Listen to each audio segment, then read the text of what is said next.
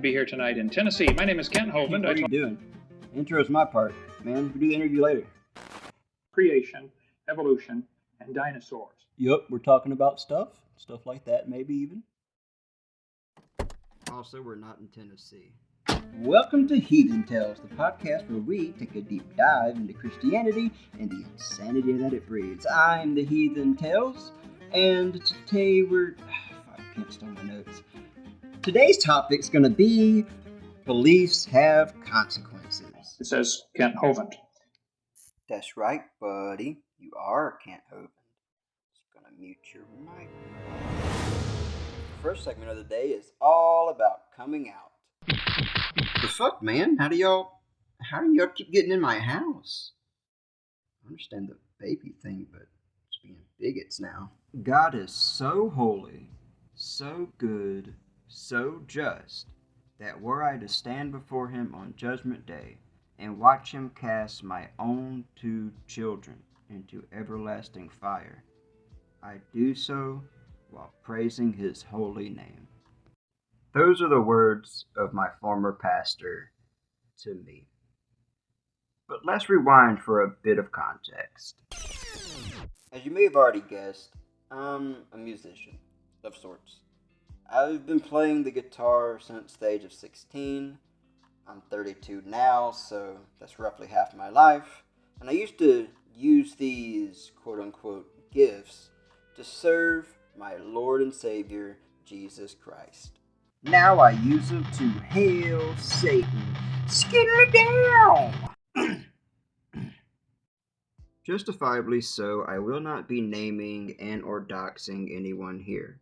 But I was part of one of many worship bands I've played with over the years, whilst my once cherished faith came unraveled. Shedding faith didn't happen overnight. It was a long, drawn-out, and often painful process. You see, I didn't want to step out on Jesus. However, after facing the facts, that became inevitable. And once the inevitable settled in to stay, I came out to my church. So there I was, sitting in a room with the men of the church, explaining to them why it is I'm no longer convinced that Yahweh exists, while they try to get me to look at the trees. I wish that part was a joke, but no, really. One of them used the "but look at the trees" apology while literally pointing out the window at trees. Over the course of 3.5 hours, I tried my best to articulate my departure from faith and thus religion. That day, the main thrust of my argument was, God's a dick. Don't worry, my point isn't that God is mean, therefore non-existent, but rather, much like there aren't any married bachelors out there, there's no good reason to believe an all-loving genocidal God is either, nor an omnipresent God that can't determine which bush Adam and Eve's hiding behind, nor an all-knowing God which doesn't understand miracles and magic are semantically indistinguishable, so punishing the one whilst lauding the other is stupid. In other words, God's either a big fat hypocrite, or maybe, just maybe, he isn't there to begin with. And you might be wondering, Tels, why do you even care? Why do you spend so much of your time reflecting on a God you don't even believe in? And that is because beliefs have consequences, because beliefs inform actions. I focus on Christianity. Well, I've read the Bible multiple times, and I don't live in Pakistan. I live in a country that is majorly Christian, and that Christianity informs legislation, unfortunately. Belief systems, worldviews, these things don't exist in a vacuum, and they very much affect the world around us. God doesn't have to exist to be a dick. You see, believing said God is real often causes people who do exist to be dicks on his vacuous behalf. these beliefs affect us in such a way that they cause us to say such shitty things as, I would sing praises to the God while he tortures my children. One, I think that's bullshit. And two, you wouldn't even be able to have the previous worship service if the entire time there was a man being burned alive on stage, let alone if that man was your own child. You would have to be so fundamentally changed, brainwashed to such a degree that that would no longer even be you. Steven Weinberg once said, with or without religion, good people can behave well and bad people can do evil. But for good people to do evil, that takes religion. Why is it that Samson's long, luscious hair grants him strength, and that's considered God-given? Yet when Mjolnir grants Donald Blake the powers of Thor Odinson, that's enchantment and of the devil. How is it that raising the dead via necromancy is witchcraft, making one worthy of eternal damnation, while raising Jesus from the dead via resurrection is miraculous, making Christ worthy of eternal adoration and praise? Or in other words, and getting more to the crux of my point, how come when Adria Yates drowned her 5 children in a tub, she's a monster, yet when God drowns all the children in the world in a global flood, he's the hero? And now, drum roll please. That'll do. The one, the only, tax evading, wife suplexing, evolution denying, lolcow for the ages, you love to hate him, Kent Hovind. Kent Hovind. God damn it. See, Kent, that's your cue to come in. All right, this is not my wife. No, Kent. Like, come as in C-O-M-E. Wait, alright, I hate to even ask, but what were you about to come in? You look at me right now. Well, fuck. My boy Matty P's like Jon Snow. I thought you were dead, dude. It says Kent Hovind. Yeah, we know, dude. I'm trying to figure out why Powell's not in jail right now. Here she goes. It's disgusting when I see a whore. Gotta pay rent somehow, I guess, right, Matt? It's gross. Matt? It's gross. I got a safe word, right? It disgusts me. Not sounding Gross. very consensual over there. I have lots of room in there, okay? I just have to arrange my stuff around this. Gross. I love you very much. What? Did I know, Daddy? What happens when you Fuck is disobey, Daddy? happening over He said there? you get a spanking. I said, that's correct. Bend over. And boy, did I give him a spanking. It was a doozy.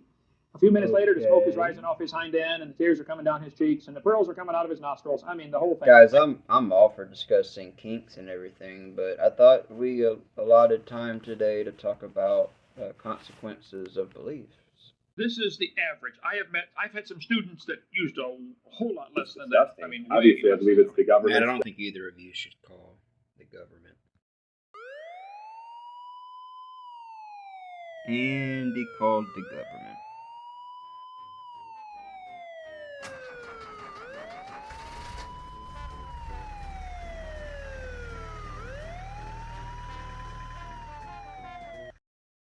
Nah, they're probably not going to get too far.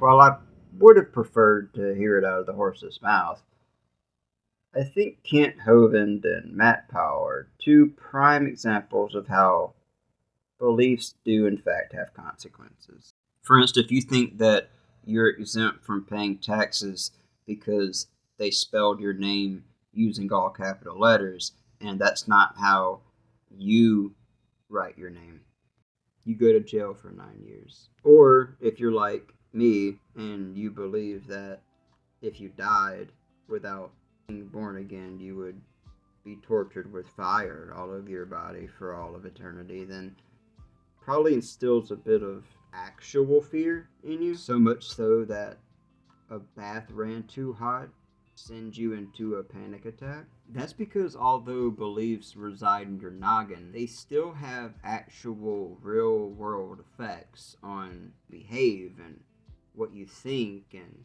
what you fear or what you love. If you believe that homosexuality is an abomination and opposed to all that is natural, you tend to view those people a bit differently up front. When you believe per Psalm 14 verse 1 that the fool hath said in his heart there is no God, they are corrupt, they have done abominable works, there is none that doeth good, then an atheist organized soup kitchen may be perplexing, to say the least. 1 John 4:8 states, without ambiguity, God is love. Yet, when compared with 1 Corinthians 13's definition of love, God fails to make the cut at every turn of phrase. Mentally unstable as she was, Andrea Yates believed that children who die go straight to heaven no matter what. So she drowned him.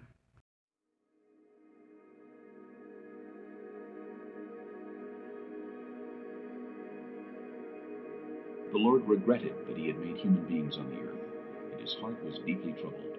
So the Lord said, I will wipe from the face of the earth the human race I have created, and with them the animals, the birds, and the creatures that move along the ground, for I regret that I have made them. Rarely does the villain view themselves as such. Take the MCU's rendition of Thanos, for instance. With a snap of the fingers and painless euthanasia, he sought to rid the cosmos of suffering brought on by overpopulation. In his mind, he's the hero of the story. When liars call themselves trustworthy and honest, we roll our eyes.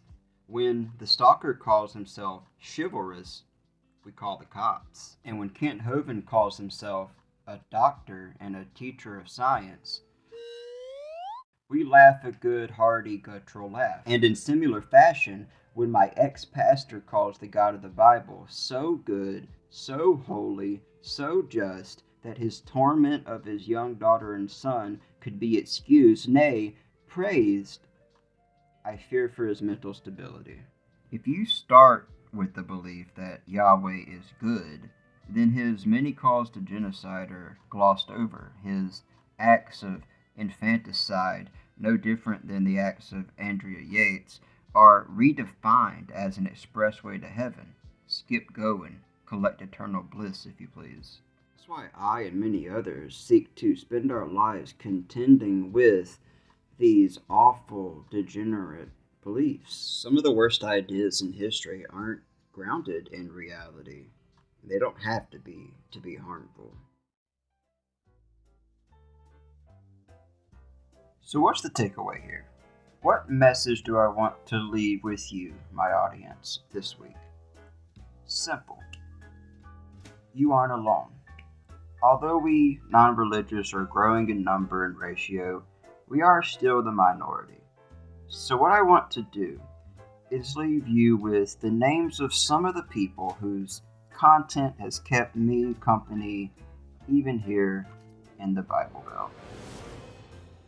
The Gamcast. Noah Lugens, Heath Enright, Eli Bosnick. These three have been a light to my darkness. I hope one day I get the chance to thank them in person for the countless hours of not only entertainment, but genuine down-to-earth compassion and care with which they use their platform to make this world a place worth living in. Podcasts such as The Scathing Atheist, God-Awful Movies, Skeptocrat, and Dear Old Dads are literally to thank for the podcast you, my listeners, just listened to. I want to thank Emma Thorne, who's been a most welcome companion in my ear doing many a long work day at Walmart. I want to thank Atheist Jr. as well, whose mutual disdain for all that is Hovind has brought me many tearful laughs over the turd nugget you heard earlier today. Please go and support these channels. They more than deserve it. And as always, thank you for taking time out of your day to partake in a bit of mine. I'm your fellow heathen, Tells, and I'll catch you on the next one.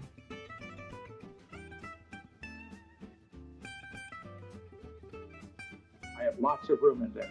Okay? I just have to arrange my stuff around this once in a while. But It's disgusting when I see a what happens whore. when you disobey, Daddy? It disgusts me. It's gross. So that's correct. You're dressing Bend like a over. whore. You Boy, expect did I some give him a loyal spanking. guy to be like, It was oh, I easy. want that. A few minutes later, the Are you smoke is dumb in rising any off his other hind area? end, and the tears are coming down his cheeks, and the pearls are coming out of his nostrils. I mean, the whole thing.